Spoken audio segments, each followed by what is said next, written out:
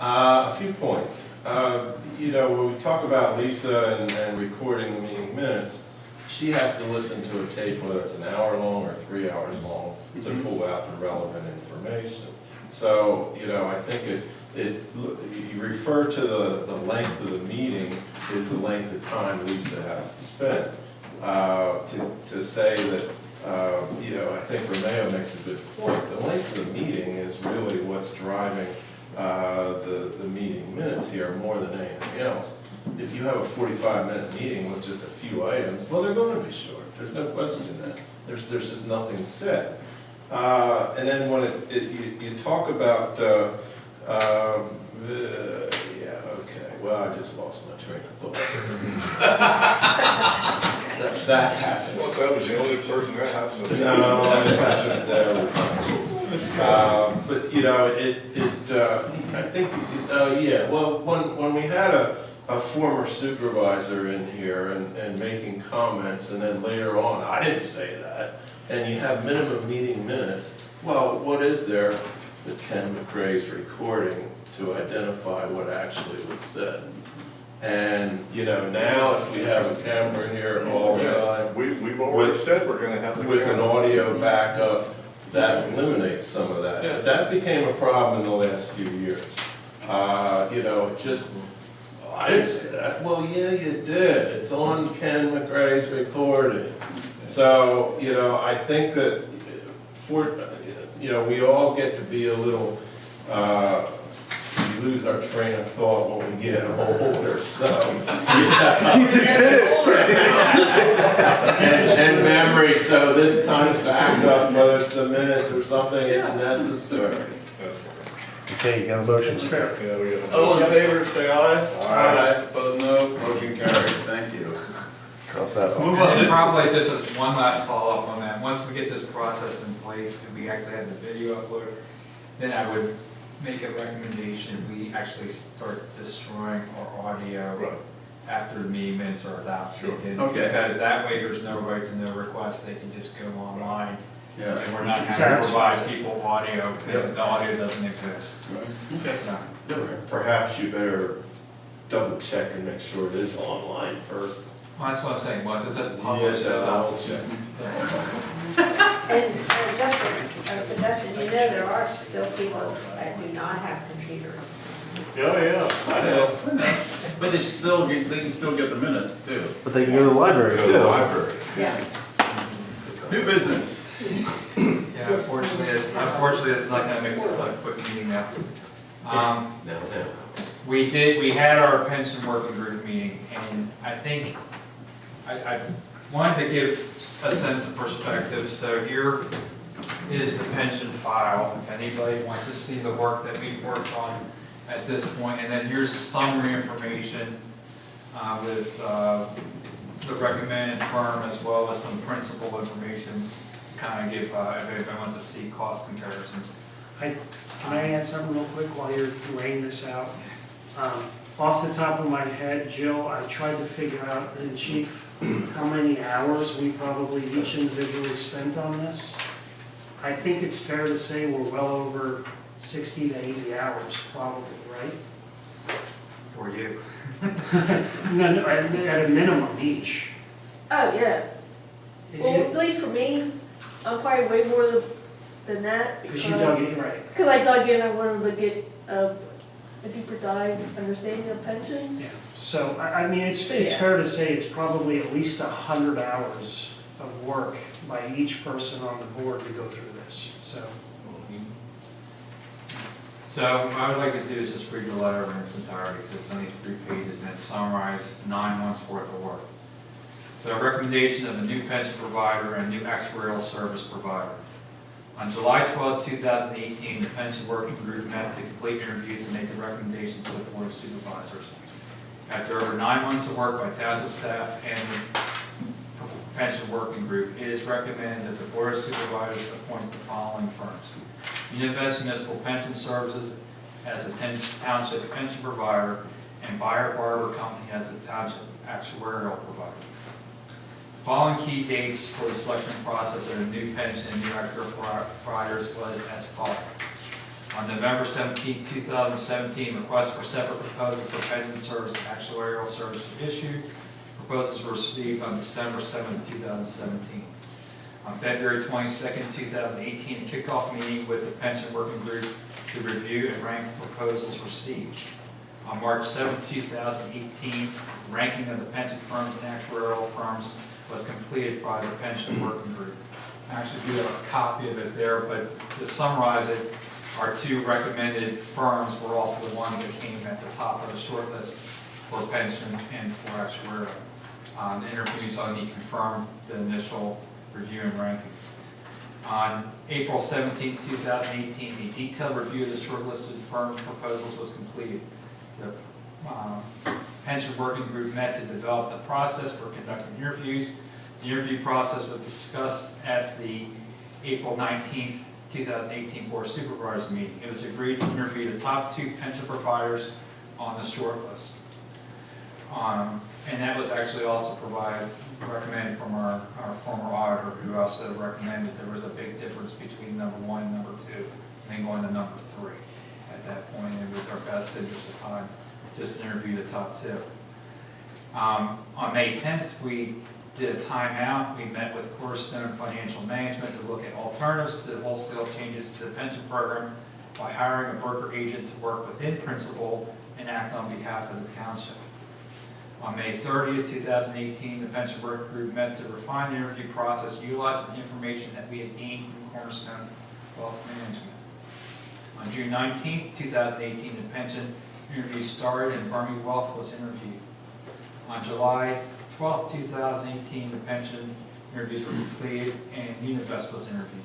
The former working group reviewed the interviews and proposal results and voted unanimously with 2 members absent to recommend changing providers and going with the firms mentioned above.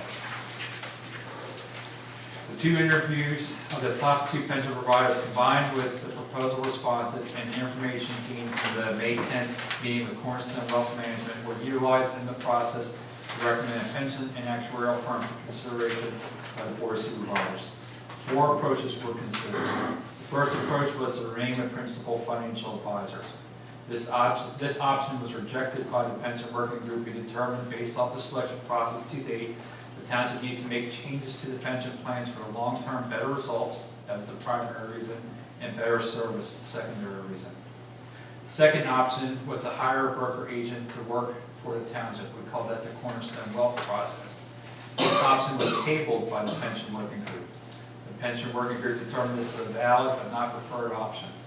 Both firms that participated in the RFP process can provide this service if it's determined that it is financially not in the best interest for the township to do option number 4, which I'll explain in a moment, because that becomes financially unfeasible after additional study of the new pension provider. Third option was to break the contract with the principal. We call that the Burmy Wealth recommendation. This option was tabled by the pension working group. The pension working group determined that this is a valid but not preferred option. Both firms that participate in the RFP process can provide this service and determine that this is financially the best option for the township should the final option become unfeasible after additional study of the new pension provider. The fourth option, which we'll call the Univest option, is partial withdrawal from principal. This option was the pension working group's preferred option upon conclusion of interviews. The pension working group determined that this hybrid approach appears to be the best option for the township. So under this option, Univest recommended to become the next township pension provider. Under this option, Univest is recommended to become the next township pension provider due to their hybrid approach of partially withdrawing from principal. This is a complex process that will require independent actuarial study to counterpoint the actuarial work performed by principal to set the current benefit index. This process involves separating the retirees who are currently part of the benefit index from active police officers who are not. The retired officers will remain with principal either under a new contractually modified benefit index that township may or may not have to contribute to in the future, or an annuity retirement plan buyouts for each retired officer with no further township involvement with principal. The active police officers, as well as the non-uniform plan, will transition under direct Univest management. This process involves negotiation with principal by Univest and the township, and appears will take time to fully move funds as discussed. Univest demonstrated that their company can do options number 2 and 3 above, but recommended based off their experience with similar principal pensions that had a benefit index, this is the best approach for best long-term way to transitioning away from principal and yields the best rate of return. Pension Working Group also decided to recommend Buyer Barber as actuarial firm for the township directly off the short list, where they were ranked number 1, and based on the pension interview information received about the actuary having a strong professional working relationship with the pension provider. Buyer Barber is the preferred actuarial utilized by Univest that has worked with principal plans with the benefit index that were transitioned by Univest using the hybrid approach. It is further recommended that they serve as a sub-Univest during the transition process to help facilitate billing and the complex communications. Buyer Barber is an independent firm not owned or operated by Univest. So I try to do this summary stuff. There is a lot of valid questions. Joe had some questions about, basically cost of extracting ourselves from Univest. Not from Univest, from principal, but what Univest actually did when they started this process, they mentioned the most recent one was Shippensburg. When they started the process, they notified principal of the change and then the desire to move funds and to discuss the benefit index. There was a rather complex back and forth. The actuarial representing Univest had to go and basically validate, counterpoint what the actuarial principal had come up basically to establish what is actually the benefit index and what the costs were if the buyout option was considered, basically going, like we said, with the one option where we do the buyouts versus maintaining the benefit index. What we would then be left with is a series of costs. What the cost would be to do the buyout, a couple different buyout options, or the cost for maintaining a benefit index with principal. And then the remaining, what also makes this complex is the funds don't just easily transfer either. There's actually some, they may mention that their real estate, in particular, the real estate funds have clauses written in them that you can't just auto sell them and immediately transfer them. There's a slow process of liquidating the real estate portion of it, of the principal funds. So a year and a half later, we're still going to have some funds that are still partially invested in principal and being moved over. It is a very complex process. The next step, in at least in my mind, is to appoint them and then start this process. The township still has the option. I think option 1's off the table. But you still have option 2 and 3. If we don't like the numbers are not in the fiduciary best interest of the township with option 4, we have option 3 and option 2 to fall back on. And option 2 is very viable. If the cost of buyout just don't work with the projected rate of returns, we just have Univest serve as the hospital broker within principal and manage the funds internally in principal, basically do the wealth management, cornerstone wealth management process. We're just using Univest to do that process. But they felt the hybrid method is going to give us the best long rate of return with the process. And to add to that, the pension working group, now that we're at this point, it's actually not resolved. Because what happens now at this point is there's a long, as Scott said, there's a long transition period here.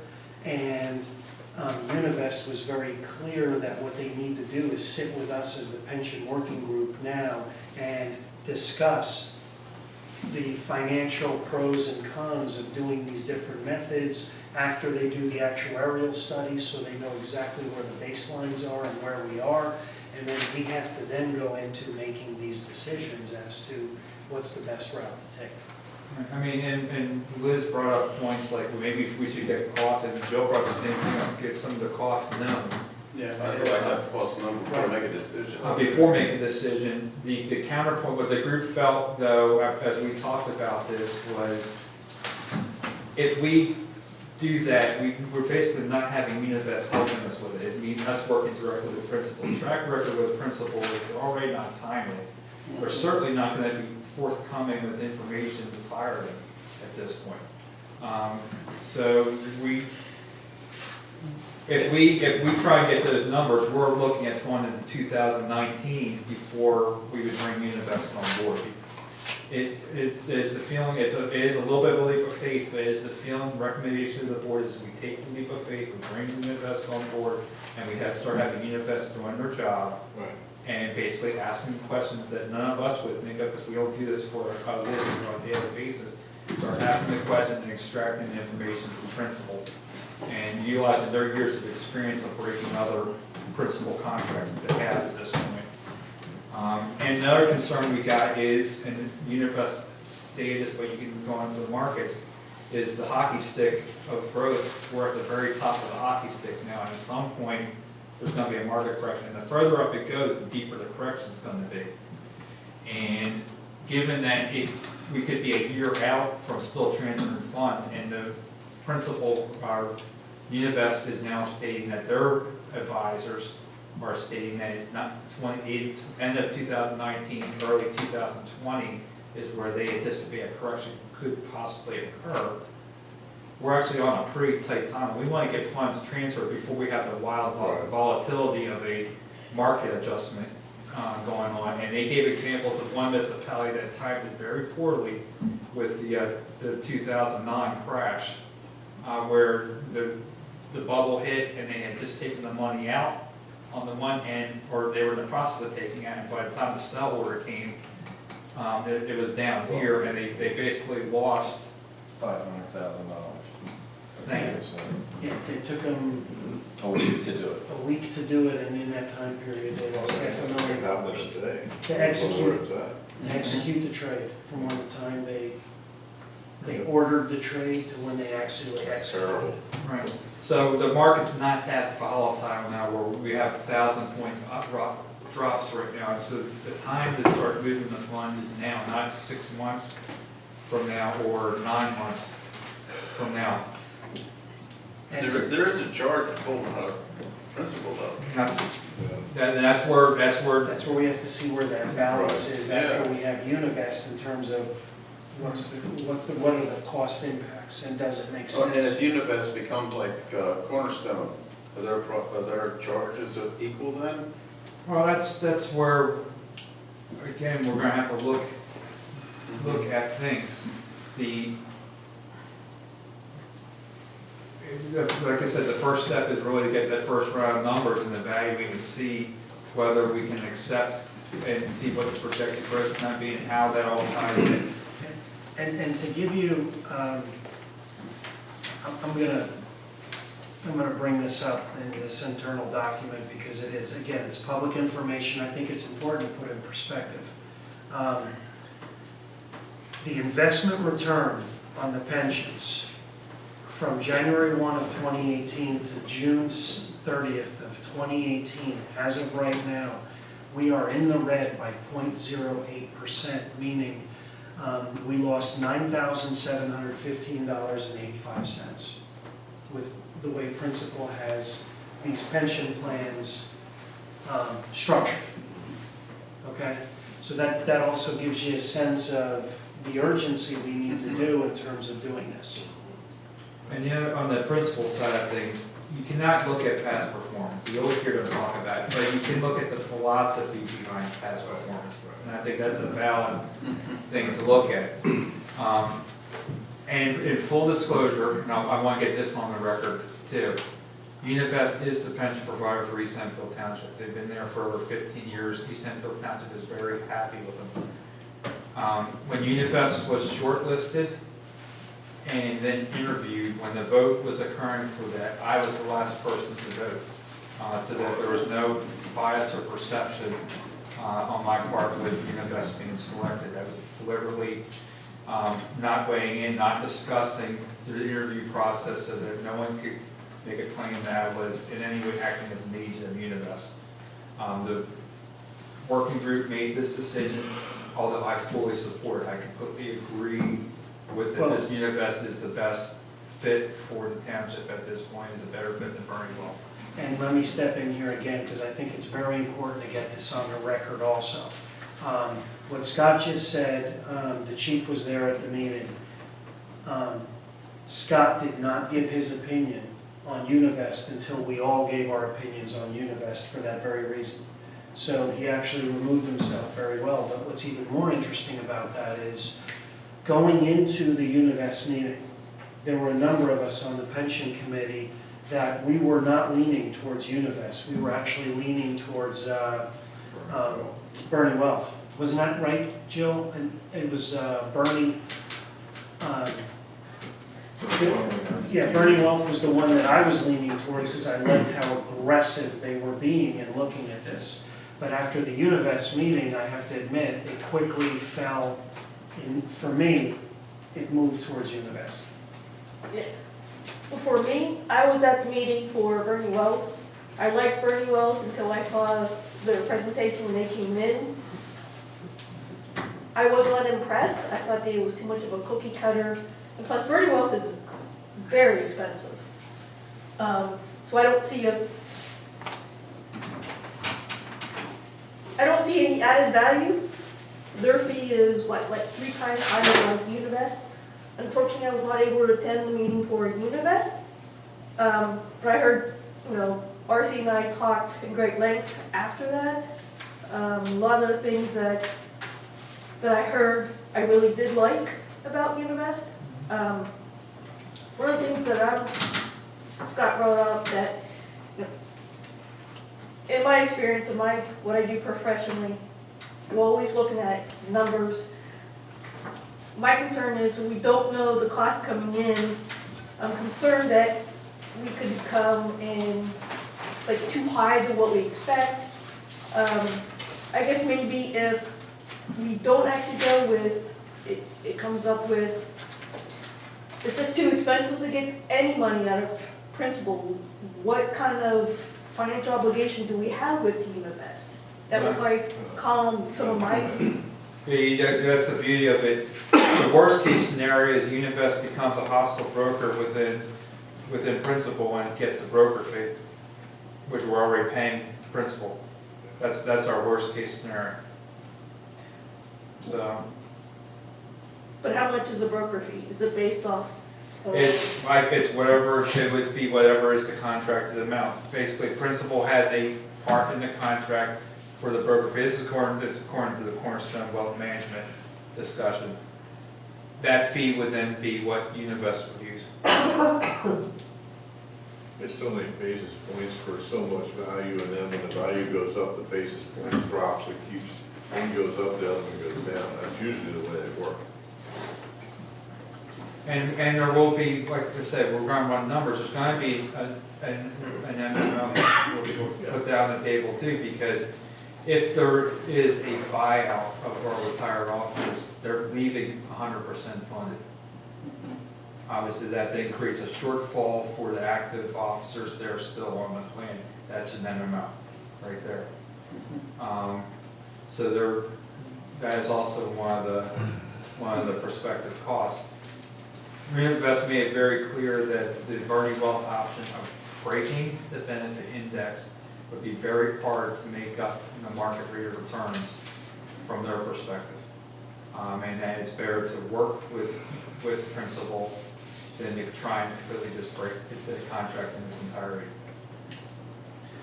It would be extremely expensive. Well, I believe that. I'm not sure. They're protecting themselves. No, we That's exactly discussed this before, and to get out costs a fortune. So, but just because we appoint them, they still have to show that it's going to work financially. And that's the next step. So we have options 2, 3, or 4. Right now, 4 is the preferred option. But if the numbers don't work out, it could be option 3 or it could be option 2. I think the option 3 will be the most costly, assuming that Univest is completely true to their word.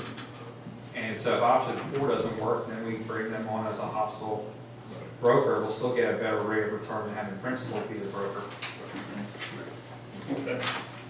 Now, my request is just a motion to acknowledge intent to appoint Univest Municipal Pension Services at a future Board of Supervisors meeting and to authorize staff to prepare contract documents for future execution. Basically, it's just telling Univest we can start negotiating. And I'll make that motion.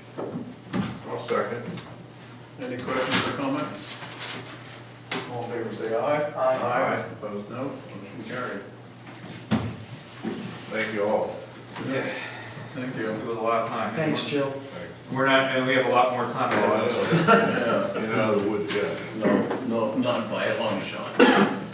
Mr. Chair, the next thing up is just a permission to send out notification to the residents affected by the road closure due to the widening of Indian Dale Road and Buzzard Road as currently scheduled for August 1st, 2nd, 3rd, and 6th. Weather and contractor permitting, so the contractor changes the date, will change. You want a motion? Just a motion that we're going to send the I'll information make out. that motion. I'll second that. Any comments or questions? All in favor, say aye. Aye. Motion carried, thank you. Manager's report. Yes, Mr. Chair. Morganshire has actually made, is pretty much very close at this point to roadway dedication. I anticipate it will be an action item at the next board meeting to dedicate the roadways. So there's a little bit back and forth with the deed dedication between our solicitor now and the Morganshire team. And we should have documents for the roadway to be dedicated at the next meeting. Recreation Board, an update, the Fort Stony Point Park Community Bill Executive Group meeting met on Wednesday, June 27th to review notes on the consultants and make recommendations to the Board of Supervisors. They selected Leathers and Associates. A scope and fee was received by Leathers and Associates as under review. Once that review is completed by me, I will pass the information on to them. We will meet again as a group, and then there will be a formal recommendation to the board for you guys to consider for that. But that one is moving along. I have no poll update because of the pension and these other things that have been going on. Pension update, we've already talked about that. Stony Point, we've already talked about.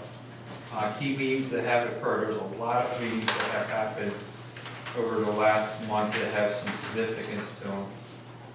There was the four-season lunch to discuss industrial hemp growing and farming in Pennsylvania. And evidently, I've destroyed the misconception that that's something you smoke and get high with. You do not.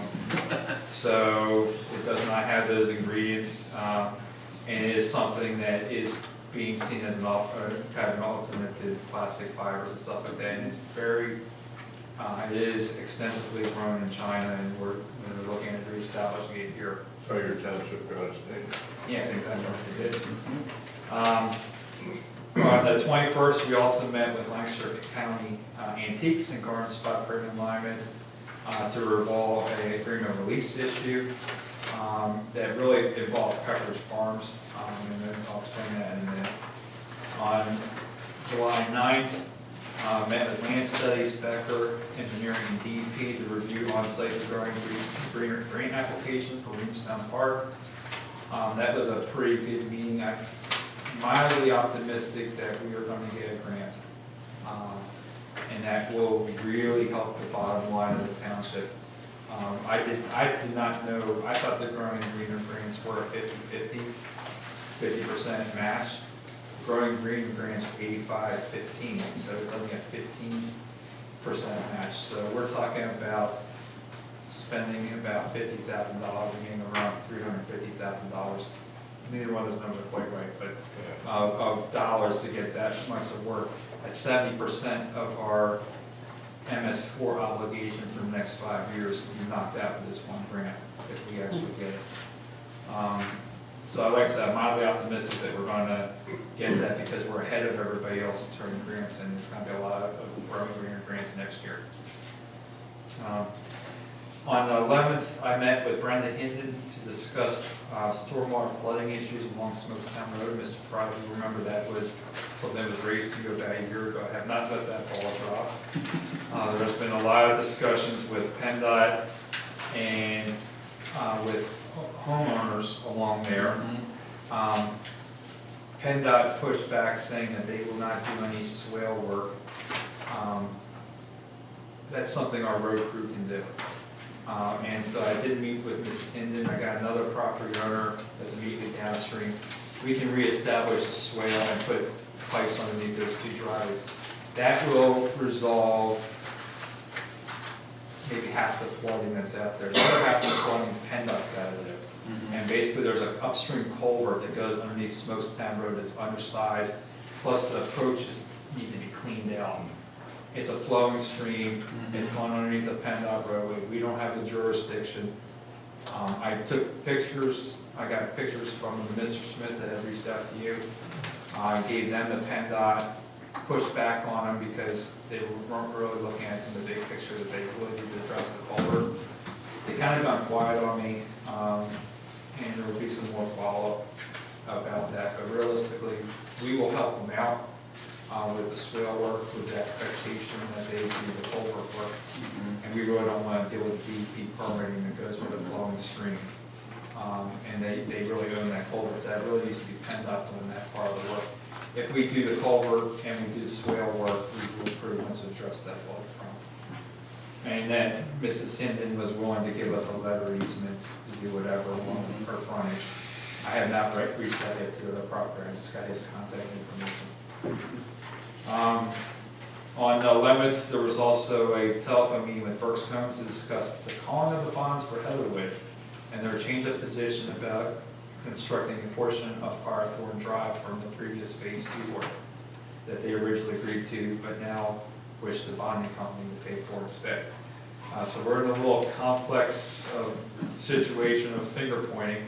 The nice thing is somebody will pay for Firethorn Drive to be installed. It will be either the bonding company or Burke's Home. It will not be the township. The township is now just mediating the discussion between the two parties to figure out who is going to pay for it at this point. The bad part about that is that will delay acceptance of the roads for Heather's Woods until this is legally worked out between the lawyers. So, on the 13th, I met with Jim Caldwell from Ritu Associates to discuss assistance with updating the telecom ordinance, which would be new, and our saldo and zoning ordinances. I put that down as one of my long-term goals. I really like to get some professional assistance to help out so it doesn't just all fall on my shoulders trying to put it together. And what I need to do is have an experienced engineer who's written ordinances sitting down with Tony and with Becker Engineering and pointing out which are some of the issues in our two ordinances that need to get updated, starting to get some text language, put text amendments together for both of those. Ideally, we would develop new ordinances. Yeah. Realistically, I don't think we have time to do that with the other things that we have going on in the township, and that's also a pretty big budget buster too. So what I do recommend though is we've not done any text amendments of any significance on ordinances that are over 10 years old now. I think it's time for us to do some updates. But I do need a little help with that. So he's offered to just sit down and look at ordinances and then we'll get some numbers on that end. On the 13th, I also met with Ed McCandless. He's interested in joining the Park and Rec Commission. He's the vice chair of the Stony Point Park Executive Group. So he's now got the bug about helping out on Park and Rec too. And he wants to do master planning. We did talk about that with the Park and Rec Committee. They do recommend adding them. That'll be an action item for the next meeting. On the 13th, also another issue, we met with Dorma to discuss speeding and safety issues with cars and trucks entering and leaving their driveway on Reamstown Road. They have legitimate issues, especially given that the location of the hill there with Reamstown Road where they're looking at, and some site distance issues looking downhill. I will be putting in the budget for your consideration basically temporary speed humps that we're actually trying in Central Township. They run about $1,500, and I would like to put about 8 of them on South Reamstown and North Reamstown Road. Put 2 of them, they work in pairs, so put 2 of them along the school, elementary school. And Those South the Reamstown. deposit ones? Yeah, and you take them out during winter months for plowing. And I'd like to put 6 of them along the North Reamstown, once you basically get into the Reamstown proper, One of them would be upstream of the Dormer driveway, and one of them would be downstream, right near where Chief has been getting frequent calls from one very interested resident who's commented extensively. He and I have had extensive conversations with that one resident. But they do have a problem, and Dormer did a very good job when I was out there documenting what their problem is at this point. This is actually a relatively cheap thing to put in. And then if it does work, down the road, we can talk about making something a little more permanent. Talked about lawyer already. There was a meeting with Bob Wolf from NAI Realtors and his engineer to discuss the subdivision of 61 West Church Street. That's the Wellspring House area. They're looking at spinning off the apartment complexes and the rentals from that medical facility. And then potentially there's down the road there might be a subdivision of a tract of land for development.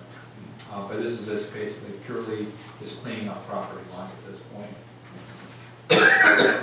And then finally, Chief talked about the meeting with the school district. So there's been, like I said, a lot of meetings over the last couple of weeks. On the MS4 side, another meeting, we met with Pepperidge Farms to review MPDS permanent maintenance responsibility in areas for correction. We also field viewed a temporary sediment basin that was installed in the 1990s and never removed, and is now impacting Lancaster County antiques, which was that whole garden spot discussion. We will be reevaluating that in the fall for having them possibly fill it in. And upon looking back there too, we're also going to be going back to Lancaster County antiques with a discussion about them having redirecting spouts in a little bit more logical manner. But some of that's kind of self-inflicted now with the flooding he's experiencing. Another MS4 related item, we are planning on meeting with Enterprise, Martin Quarry, to discuss street sweeping operations on the 26th. We did receive a formal complaint, which I did directed that person to reach out to Representative Cox about dust coming from both the quarry and from basically high concrete. I did make that resident aware that our responsibility related to dust stops at the right-of-way line, and that we were having a discussion about street sweeping operations, and that any dust beyond that, which really goes to the making the plants, is something that's outside of township control. I put that individual in touch with Representative Cox's office and said that's the person you need to go through, and you can have a discussion with DEP, because that's an air quality. DEP is the one that's responsible for it, not the township. She was really appreciative that we're at least having that discussion, and we put her in touch with Representative Cox. They are street sweeping. They did restart. We I think, what, 6 months ago we talked to them and we asked them about street sweeping. They did indicate they were street sweeping. I don't think it's to the level that we're going to want. And then one thing that was really interesting is with Denver Road just being paved, it really stands out right now how far the stones are falling from that truck. It goes well above industrial and all the way down to the Denver borough line. And so we are going to have a discussion with them about what their limits of street sweeping and probably get them to expand it. It's called overloading. Yeah. And not cleaning off too. So those are two of our MS4 activities. Upcoming meetings, we're actually going to meet, tonight myself, and I think Brian's going to be there. We're going to meet with Dentech on the 23rd to discuss future expansions. Just a reminder, on the 24th is a Cocalico leaders meeting at Denver Borough. On the 25th, there's a meeting with Landmark to discuss the 3 retention basins that the township will take over once they're dedicated. On the 31st in the evening is LCAT's summer meeting. On the 1st, as Mr. Mitchell had mentioned, the lawyer working group is going to have their next meeting. And then action items that will be coming up, UTI Get Gas is an ongoing thing for the next 10 years. Graybill rezoning request will probably be before you for a hearing. If not our first August meeting, probably our second August meeting at this point. So probably our first August meeting will be to advertise the hearing, and the second August meeting will actually be to start conducting the hearing for that rezoning request.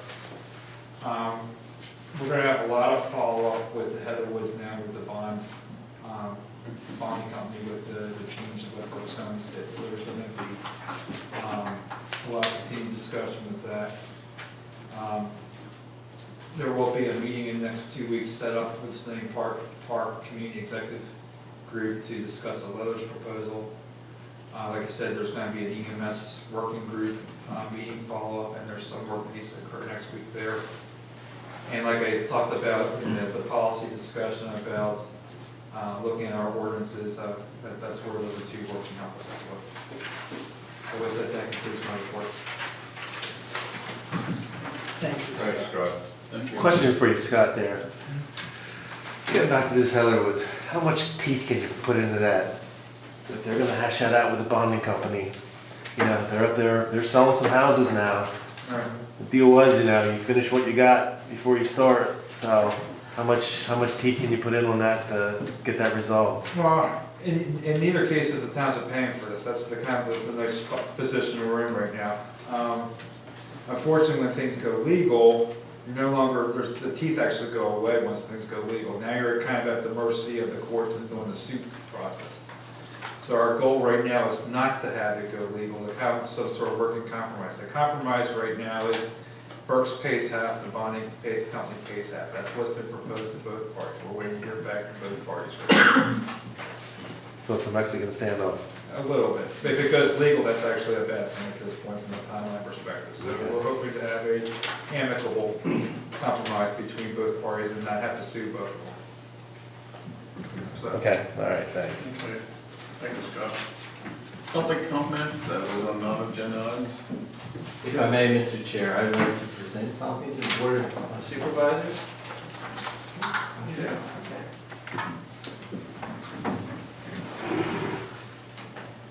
Well, hello, everybody, again, and just have some material here that I'd like to pass out to the board.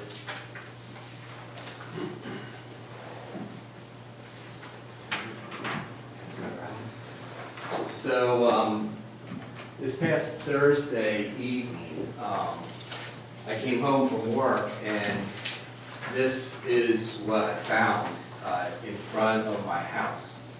Now, as much as I like the police department, as much as I appreciate what they do for the community, I preferably don't like 3 cruisers sitting outside of my house. Not that I'm wary on what I have done, but basically on what is going on in the town of Stevens. By the way, for the record, my name is Steve Brubaker. I live in Stevens. As you are aware, Stevens has a lot of rental properties throughout the village proper.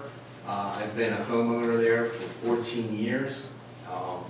In the last 14 years, we've had many issues with renters and also with landlords, also not cleaning up the property, making it property maintenance, that sort of thing. It's been an ongoing issue for the past 14 years. As Mr. Luongo knows, I've been in his office many times discussing these issues. We get tenants, we have landlords that move tenants in there. Tenants disrespect the community. We've had issues with property maintenance, as we mentioned, junk cars sitting on properties. Mr. Luongo has had to go out and cite these tenants for having unmarked or unlicensed cars. Unruly tenants, poorly loud music, they rev up their cars that you can hear 3 counties over. I think you guys, you get the point. Just obnoxious behavior as a whole. We've had the police out to a specific property, which is 10 Stevens Road. It's a house which is now 2 units, has been 2 units for a very long time. So what I'm doing is I'm asking the Board of Supervisors for their help in this situation. What I've done is I've taken the liberty to actually go online and look at a couple of what other townships are doing.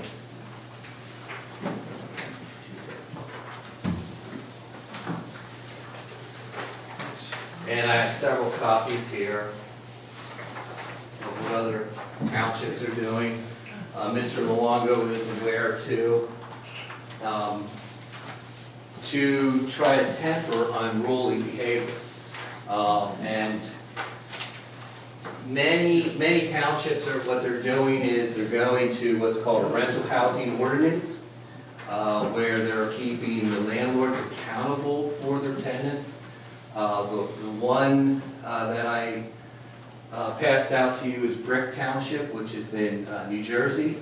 And what they're doing is they're actually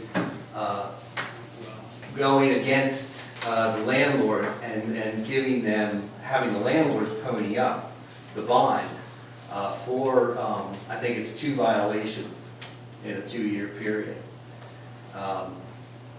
The next one that I also handed out to you, which Palmyra. is that? That's Palmyra. Basically, they're going to a situation where all landlords need to register their tenants, and when they, the tenants move out, that they bring in inspectors to do a home inspection, an apartment inspection, because a lot of these apartments, they have code violations. There are no alarms, fire alarms. There's actually one, actually it's 10 Stevens Road that actually also has a code violation that Mr. Luongo knows about. It's an upstairs apartment. It only has one emergency egress. You know, I think the code is that there needs to be 2 egresses. So, you know, this sort of thing, this sort of behavior is going on in our community. If I could real quick, one thing that Denver Borough does is we contact them saying we've been in an apartment building or a house that's rented out, that they then contact the landlord and say their license will be revoked if we continue to go there. Now, again, it's borough versus township, and there's different aspects of that. But I know Denver does it, and we have very good success with stopping problems. What are they licensing, chief? They're licensing? They're licensing the landlords to allow them, pretty sure that's how it's done. They permit the landlords to allow tenants. And if they have so many contacts with the police or so many violations, then, or if we go in and we see squalor or reporting or something, we can report it to the borough, and then they take action through the code enforcement. I'm sorry. No, that's fine. It's That's successful. And that's been pretty successful. Yes, it's very successful. And Chief, doesn't Denver have their rental inspector every time there's a change in tenant, Correct. go in and inspect the Correct. apartment? Effort of borough does the same thing. Yeah, and actually, And Adams now. Most of the boroughs do because Yeah, of I- identity. Correct. yeah, and actually, the other thing is in New Jersey, where we build out at the shore, in Stafford County, every single rental home, even if it's weekly, every single rental home, when they rent them out at the beach, even for a week, they have an inspection and they issue a new, they have a rental certificate of occupancy for exactly what Steve just said, related to, you know, because you have a renter go in there and renters will leave and they'll take the fire extinguishers with them. So the fire extinguishers are missing. They'll actually issue a CO every single time a new renter moves in. Wow. So just the last packet that I just sent around is actually from the Lancaster Planning Commission for designing and setting up a rental housing ordinance within townships and boroughs and whatnot, and it gives you the highlights. At least 18 of Lancaster County's 60 municipalities have some form of rental registration, permit, or inspection ordinance. It outlines a simplified way of doing it, I believe, and it's something that the township doesn't have to reinvent the wheel, because basically it's already here. You can plug in what you like, what you don't like, etc. And there's even a comment in here from East Hempfield Township, that the township requires registration of rental units to the Hempfield School District, including the address, description, occupancy/vacancy status, and names of tenants. Hempfield School District maintains the information but must notify the police and fire chiefs when units become vacant/occupied. So this is right here in Lancaster County. There's comments in this packet too from, let's see, the zoning and planning officer of the Borough of Columbia and the zoning officer from the Borough of Lidditz and Lidditz Borough Council. So what I would ask this board to do is if you would seriously consider formally making a motion to make a rental housing ordinance for East Cocalico Township. You don't have anything like this on the books now, do we? No, we don't. Yeah. Steve had approached this board Years 5 ago. years ago. Yes. And, you know, it just fell through the cracks. I apologize, but it did. That's how it is. There's some things to consider, obviously, with a rental program, Skip Cross is a building inspector for the township and is involved in other municipalities. There's definitely a lot of positives to this, but it does take time and manpower and cost, staffing, that type of thing. So that's what we're gonna look at realistically. Because some municipalities have separate personnel just for this program, because it's that intense. Now, we don't have very large village-type areas, it's primarily Reevestown proper and Stevens. I think we should definitely consider it. Yeah, and to your point, but there's a lot of residents in the township. Yes. It's not just Reevestown and Stevens, there's hinterlands out here. I mean, up here, you got issues. I know there are. Oh, yeah. You know, I mean, I can point out other places that's not just there. Well, So. we're on the Rhinos, Right. rental property that we've had some Right. serious activity there. So yes, I it agree. is time consuming. Well, what I suggest is that I am having that meeting with the two. We just have this the list of. Put that on the list. Yeah. They represent a number of municipalities, a number of these ordinances. Usually what you do is a crawl, walk, run before you go to do an inspection. You first gotta know what you have. So you kind of stage this. And you can make, in each stage, you can make, you can do a pause point, you can look at what others are doing before you. I definitely recommend we don't just immediately jump to do an inspection. I think we first gotta know what we're dealing with. And usually getting an inventory is the first step. Well, and checking with, I'm sorry. Oh, no, go ahead. Checking with a place like Denver Borough and Effort Borough, I know they're boroughs, but how they administer it and how successful is it, because you're basically relying on a landlord to tell you that the tenant left. Depends on the landlord's attitude, that might not happen. He might just have a hard nose about the borough, the township, and screw you guys, So, yeah, And it's a little easier in a borough that's 1 square mile, right. and who people are concentrated. That's what I say, we're versus the spread township. out all over the place, but. Does the township maintain a list of all the landlords within the township?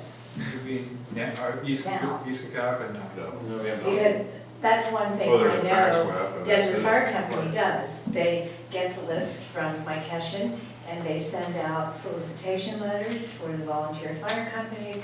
And surprisingly, even though some of the landlords are out of the area, they're some of the better donors to the volunteer fire company. Because they don't want their rental property to burn down, Right. obviously. Sure. And Denver's So they're housing- getting like 25% return rate. Denver's That's not bad. housing inspector or codes inspector is their roadmaster. George? George,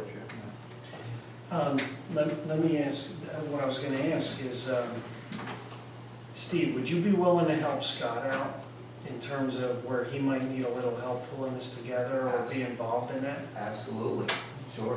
Like Doug's got a great question in terms of finding out what Effort is doing and how successful is it, making a couple of phone calls. Would you be willing to do that? Yes, Is I that all will. right? Mhm. Yeah, that's really good data, thank you. I Mhm. mean, that's good information, I mean, very well put together, thank you. You know what really helps with the inspection program, that's usually the first step. Skip and I have talked about this. When you get in there, between tenants and all that, every time it's re-rented, it gets inspected after they leave. By holding the landlord's feet to the fire to bring that building up to code and basically improve it, they're gonna ask better rent, more money, and they'll get a better clientele. And it kind of takes care of itself to a certain degree. But that's the beginning. Well, it's also part of, you know, again, a beautification idea in terms of, right, when we're looking at those rentals and we're keeping an eye on them, you're gonna maintain them. We had a very similar, well, we had the exact same problem in Reevestown on Main Street, a rental property, and cited them the whole bit. Landlord came out and was pretty upset that he had to remove the boat, the sofa, the TVs from the backyard, all this kind of stuff. And, you know, I laid it out to him, this is what needs to be done. Cleaned it all up, got it ready. While we were there doing property maintenance, Skip noticed electrical violations on the outside of the building and all that, so it just snowballed. Had to get everything fixed, everything done. Once he put all that money into the place, he says, I can't even rent it at a profit. He sold the property, now as a private owner, making that house look good. Tony, That happened about a year and a half ago. quick question, would an Airbnb be included in that as far as, Sorry?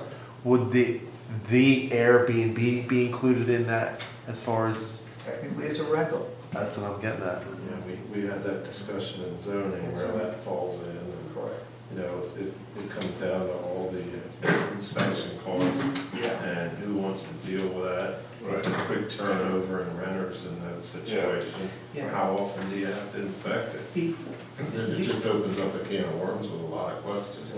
Yeah, I'll say this, the Airbnb is very interesting because it's one of those situations where the technology is running so far ahead of where the ordinances are, okay? And on a personal note, with my background, I'm amazed from a liability perspective. These people are renting these homes out because heaven forbid there is a fire. Heaven forbid there is a catastrophic event in that home and somebody gets injured, paralyzed, or dies. My homeowner policy, I know because I read the policy from cover to cover because of my background, it's not covered because that's a business. So I'm just fascinated, Brian, that people do that. From a liability perspective, Okay. it makes no sense. Well, I would almost guarantee you that half those, well, no one's gonna tell their insurance company they're building. Right, and the one we Until something have, happens, right. the one we have is a you know, it's a different resident, it's not in their house. Right. The one we know about. Yeah. Yeah, there you go. There you go, that's, it is. And they had, and just, I will tell you, they had the same issue with Uber, right? So everybody was using Uber, everybody's reusing Uber. I have customers, they have accidents, the first thing they ask you now, after an automobile accident, the very first question that claims adjuster is gonna ask you is, was the person in the car with you, were they paying to be in the car? What they're looking for is, are you driving for Uber, or are you driving for, that's a business pursuit, it's not covered, Right. right? Just a question for the chief. How many, if any, how many complaints did the police department get for fireworks violations over the July 4th? Not as many as a lot of other places did. I mean, we got some definitely, but not, I think a lot of them were handled by name and numbers because there's no ordinance and for the most part they were legal, so. Well, legal from the standpoint of it had to be outside of a 150-foot Correct. radius. Right. They were going off in our town. Now, they were actually on the West Cocalico side. Right. So that was effort. But somebody was setting them off over right beside the post office. There's an apartment right above the post office. The guy standing out on the deck hollering down at the guy shooting off the fireworks over his, I mean, just- Yeah, and the 18% tax on fireworks got the ball rolling on that, so, I mean, we're limited on what we can do, so. All right, so the action item is then Steve will circle with you and, we'll follow up with it too. okay. Mr. Fry, we've now had a month to digest strategic budget forecasting. Having a chance to look inside the numbers a little bit, the next 3 years, you know, we were talking about almost a $700,000 increase in police department costs. But you added up over 3 years, it comes up to $1.25 million. And, you know, I'll give the chief the benefit of the doubt that he's gonna cut that by 10% or more. It's still $1 million over 3 years. Where's that money gonna come from? We're cognizant of that situation and we're planning for the future. That's a real general answer. That's about all I can say right now.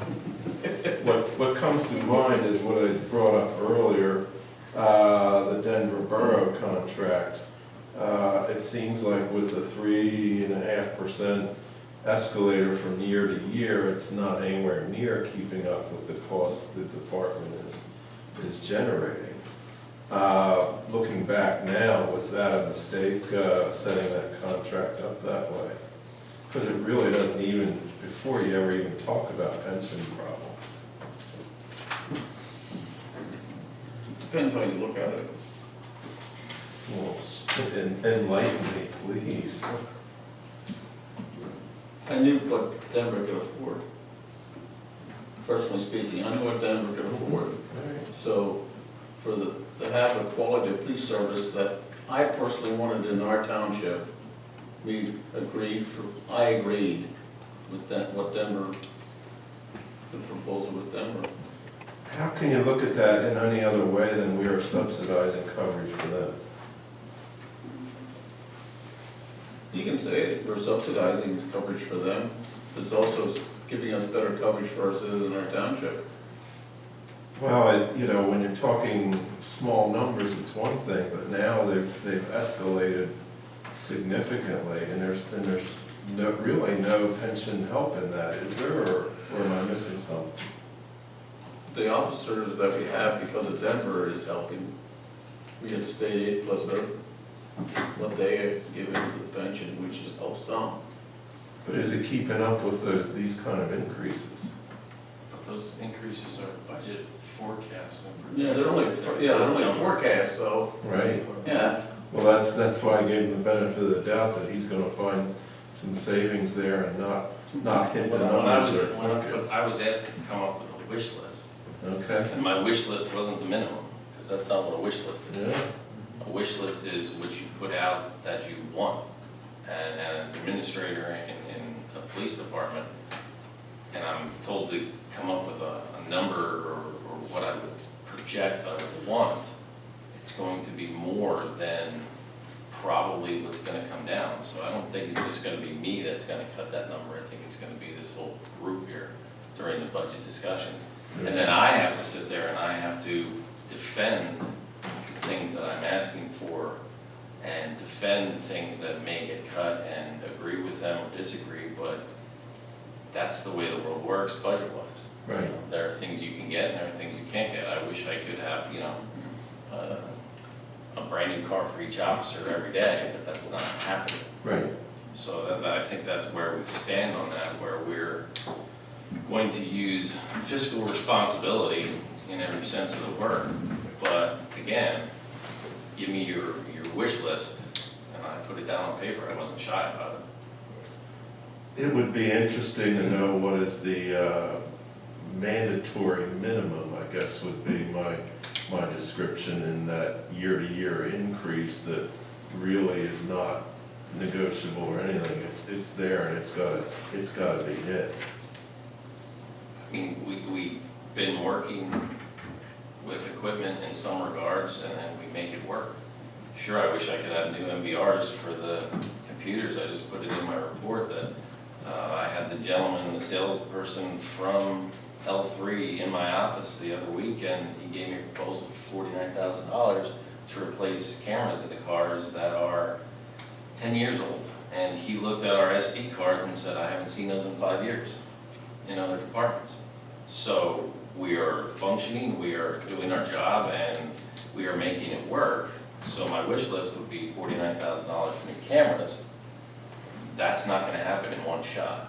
So now I'm strategically going back and talking to different companies, finding out within the budget, do we place 2 cameras at a time? And use another computer in the station to download those cameras. So I know that the numbers look huge in that 4-year projection, but those are not real numbers. It's a wish list, at least from the police department standpoint. I can't speak for the road crew or the township or anybody, but to sit here and say we're gonna increase by $1 million over 3 years that's a dramatic increase. And I would guess, in my best educated guess, that that's not gonna happen. I can't see how it would happen. But again, then we have to decide what's more important, 2 new cars or 3 new cars. So that's where I stand on it. Right, and the purpose of that forecast, again, is to do what we're doing right now, which is, it drives the discussion. Right. That's the whole point. Well, and that's where it would be helpful to know, well, he got insurance increases, or there's certain items there that just happen. You can't wish them away. Right. So, where does your forecasting lie when it comes to those kind of items? But you don't know how much it's gonna increase 2 years from now. That's what the You kicker don't is. even know what it's gonna increase next year, well, And- 2, 3 years down the road. And that's why that forecast you see there, Jeff, we're looking at, Worst case. we're literally looking at it, worst case, but we're also looking at it weekly. The whole point of that is, it's not a document that's just getting put away and these are the numbers. We're looking at that weekly. Here's a great example. The extensive pension discussion we just had, okay? There's numbers in that forecast related to pension numbers and MMOs and how those are going to impact, okay? But the pension discussions we were having caused some little adjustments, causes adjustments in that file related to those items as soon as we find out about them. So again, that document is it really is a living, breathing document, just the way it should be, right? Driving these discussions. The most important thing I can emphasize about the document for me personally is it's driving the discussions. We're looking at this and it's driving the discussions and it's driving the thought processes from all sides, from everyone. So we won't be hearing at the end of the year, well, we were surprised when this came up or that came up. It should absolutely, I will tell you with confidence, it should absolutely minimize that to the point that that should not be occurring. Just as a point to Mr. Russell's comments about the pension last meeting, I talked about the MMO payment being a little more minimized this year because of the good return last year. Did I hear you right, the first half of the year, negative return? Yeah, we were down $9,000. $9,700. That doesn't bode well for 2019, does it? Again, I'm just gonna say this because I have to say this. We don't know what the market's gonna do next week. It boomed for the first 3 months. It's now tanked for the last 3 months to now it's going to negative territory. More than likely, it will end the year in a positive. If it ends the year in a positive, we're going to have a minimal MMO hit. If the recession happens at the end of the year, we're going to get tanked at that point. I don't know.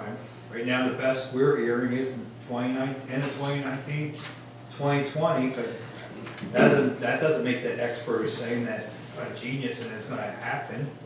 There's going to be something that kicks off a crash of some sort, and some country defaults, and the whole world market's all of a sudden all panic, and you have a worldwide crash.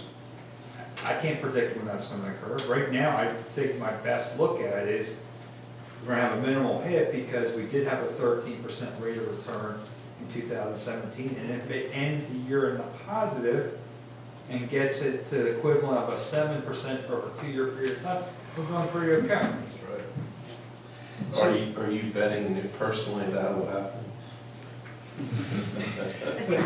But actually, your question, Scott's comments, and what the chief just said, right?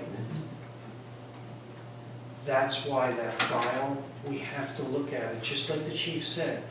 I asked him for a wish list, because that's a conservative view. I want to know, in a conservative view, what are we looking at? Personally, I want to see, what are we looking at in terms of, it's not the worst case scenario, of course not, but in a very conservative scenario, what do we really need, what are we looking at, right? Because then it minimizes those surprises when they come up, or, as I like to say, a catastrophic event occurs. The Chief's team is out on the road, next week, they blow up 2 engines for whatever reason, right? That's a catastrophic event. So those, that, we're trying to read the future. And the document, I think, does the right thing. Now, I'm happy with the document now, Jeff, in that, again, it drives the discussion, it drives the thought process. I don't know, I'm not gonna speak for anyone else, but I will tell you, literally, not a day goes by where I don't think about that file, the pension, and now Elizabeth is rolling together she's finalizing the 4-year budget analysis for the general funds, right? But again, it drives the discussions. Yeah. Well, when you get inside these numbers, I hope a lot of that increase is a wish list, because, where's the money gonna come from? We're in deficit last year. Well, we talked around everything, but the other thing we can't predict is MMO. If you can predict that, you would get 10 stars, probably 12 out of 5. You just can't do it, because you have to understand MMOs. The money is given to us by the state, and I've said this before, and the way businesses are changing, I can't answer when it will happen, but that money comes from insurance that is written in Pennsylvania by out-of-state companies. Now, you go figure that one out. You tell me how much that's gonna be. You tell anyone on this board how much that's gonna be. That's where your MMO comes from. So if they don't have a good year, guess what? They're not gonna give us as much, and we have to get more. If they have a real good year, then that number goes down. It's just one of many moving parts on that thing. They're projections. They're not Well, I really think we stuff. do have a trend there that's really stands out, that in 2006, 7, and 8, we were looking at just 62, 65,000, then it doubled in 3 years. Because doubled everything again. is 2 years behind. We've Well, talked I about know, that. but the trend is the payments are So going the up. 2006 numbers are from 2004, Yeah, but the 2010 numbers are from 2008. right. So I don't know why it is that way. I don't make the laws, I don't make those rules. But there's ones that we have to live with, Appears and like everybody else does. It appears like there's a situation where it's gonna double again sometime here in the future. I hope you're wrong. I do too. I hope you're way wrong. In that instance, I do. Yeah. Just 2 points on the pension. One, when you have for your market returns, whether they're positive or negative, you do not get the full impact in that year. It is smoothed over several years. So even though Scott said we got 13% interest performance last year, we did not get 13% that was based in that calculation. It's smoothed over. So that's one thing to note, because I think it's 8 years it's smoothed over. Then the other comment that I had was, now that you guys got the information from principal saying that we're down slightly, or you might say flat, if you want to be a little bit more positive way to look at it, I hope someone's talking to principal to say, hey, should we have any allocation changes in our funds? Because you can, even though we're still with principal, and we have the opportunity regardless of who we're with, to always do allocations within our funds. Maybe we need to be in domestic instead of foreign, or we need to be here instead of there. That's something that should be looked at on an ongoing basis, like quarterly, not that you have to reallocate, but just look at it, hey, do we need to make any changes based off of their market expectations? So hopefully someone's doing that. I don't want it to get lost in the whole Right. looking at Univest and something, because we still have to maintain that aspect of it. That'll be something for the pension working group, not just falling on the manager. There you go. I'm just saying someone, I'm sorry, I didn't necessarily mean it to direct that. It's more of a that group, side. not one person. Yeah. Any other public comment? Motion to adjourn? I'll make that motion. All in favor, say aye. Aye. Motion adjourned. Thank you. Oh. You were.